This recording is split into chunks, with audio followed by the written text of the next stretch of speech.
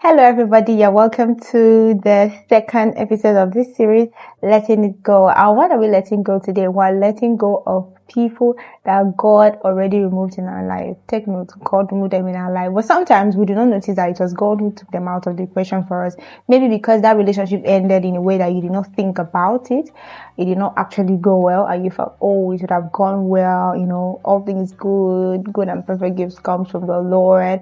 So it must have ended well. So that's why you felt like God did not really take these people out of your life. But here is the thing, God actually did kick them out of your life. What you should do is let them go. So let's talk more about this. Sometimes God removes people in your life because they were distracting, they were damaging you, they were being manipulative, and oftentimes they're not, or more often it is because their time has expired in your life. Your purpose no longer aligned. I myself seated here. There were people I once thought I was going to do life together forever with, but here I am. We're on different paths right now, pursuing different purposes. And God is not involved in our lives anymore. God is involved in our lives, but now we have to move separate way. So I was listening to Olusola this morning, and he said something that really burst my bubbles. He said it was David's psalmistry gift that took him to the table. Wait, before he said this, he said, "What took you to the room is not what is going to keep you in the room." Now, I'm saying this in a different perspective now because I'm saying it from this angle. The angle it came in from, if you know the Olusola, he's an entrepreneur, but he's also a pastor. But the pastor part of him, people really know about that. But scrap that. I'm not here to talk about him. So he said, what takes you to the room is not what will keep you. Like you should learn to know when you should be flexible, move from what you are doing now to another thing, to another path entirely, as long as that keeps you relevant. So, and then he gave an example of David. He said that it was his psalmistry gift that took him to the palace, but it was his ability to kill Goliath that kept him in the palace. You all know that story? Yes. So, when he said that, I thought, yes, the things you know you are doing now may not be what will keep you relevant in the next 2, 3, 4, 5 years. Take me as an example. I started out doing something else, but now what's keeping me going is another thing entirely. And guess what? I'm open to God opening up other aspects of my life or other aspects of this journey, and I'm willing to align to it as much as I see it coming. I'm not going to rush the process. Human beings often miss familiar pains because familiarity feels safer. Somehow, when you are familiar with people, when you get to overlook their offenses, you get to overlook things that on a normal day, you would call people to action. Yes, you would draw boundaries, but familiarities tend to, blind your eyes and you cannot respond to these things anymore.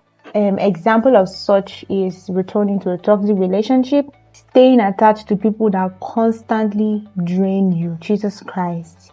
You know these people are draining you, but for some reason you are still there. Let it go.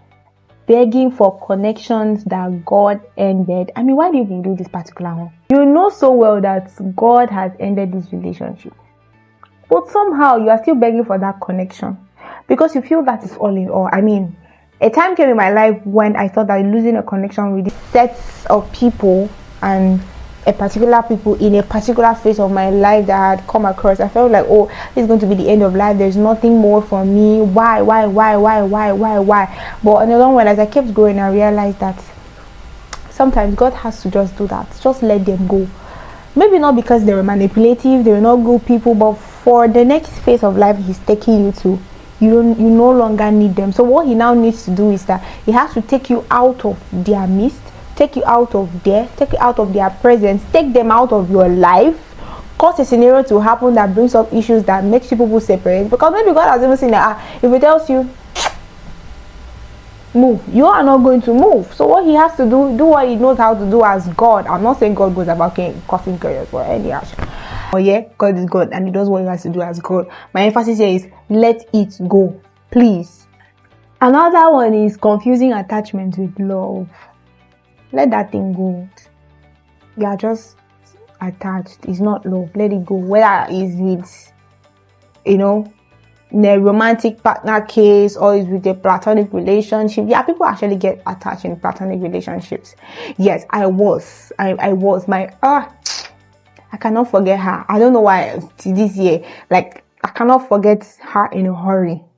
We were friends that if I have told you this story before, you will know she's the one I'm talking about. Probably me, I've forgotten her, but you remember I told you the story. I was so close that when we went to go for secondary school, I cried so much because she told me she was going to a different secondary school and I was going to a different secondary school. I cried so much that my daddy was saying, "Who is this girl? If I had the money, I would send the both of you to the same school." I cried so much. That was just an attachment. Even when I stopped talking to her, because I just felt like my energy was being drained. It was just one-sided. I know I had loved her like platonically. There's anything like that. Just pure, sweet. Nothing is inside it. So, long story short, made short, I moved on with life. I still remember her, and I still hope to bump into her on the road one day and say, "Hi, how are you doing? It's been a long time. Take care of you. Bye, bye." Finally. So that for me was an attachment and not love. I also want you to know that not every relationship is meant for every season of your life. Please, you have to be very sensitive. Has it ever happened to you that the people you speak to as stage 1, you don't speak to them as stage 2, you may not speak to them as stage 3, but you speak to them again in stage 4? Calm down. There are people like that. And then there are people that they will never even speak to them ever and ever again. Not because they have issues, but just because things are not just going like this as it should. You guys are not going the same path anymore. So what God needs to do is, because God is intentional about your life, He doesn't want you to miss the baggages as much as He's intentional about the other person. So you guys should not even bother wasting your time. So what He does is He directs your steps and you guys move. Some people are assignments. Others are lessons. I'm gonna say that again. Some people are assignments. Others are lessons. Check out the meaning of assignments. Check out the meaning of lessons. And hear me again. Some people are assignments and others are lessons. You should know that holding on to the wrong people can delay your growth and slow your progress. Holding on to the wrong people can do the two. So let it go. And I want to end this particular episode by saying, not even that it misses people. It's just we think about the comfort, the idea of them, the attention, and that makes you hold on to all of this. And if you are listening to my previous episode, when I spoke about the first letting it go, I said that letting go is a thought process that most of it shouldn't have happened. So this has already happened, and I'm going to move on. Let's move on. Let's move on. And I also said that it's not going to be easy letting go. It's not going to be easy moving on. It's easier said than done. But since I've been there, I know it's easier said than done. And I would also want to encourage you that even when you think about it, don't live in that thought. Think about it and pass. And this is all I have today for this particular episode. I'm going to see you on the next episode, and who knows, I'll probably be here with a guest. So stay tuned. I'll see you on my next episode. Bye.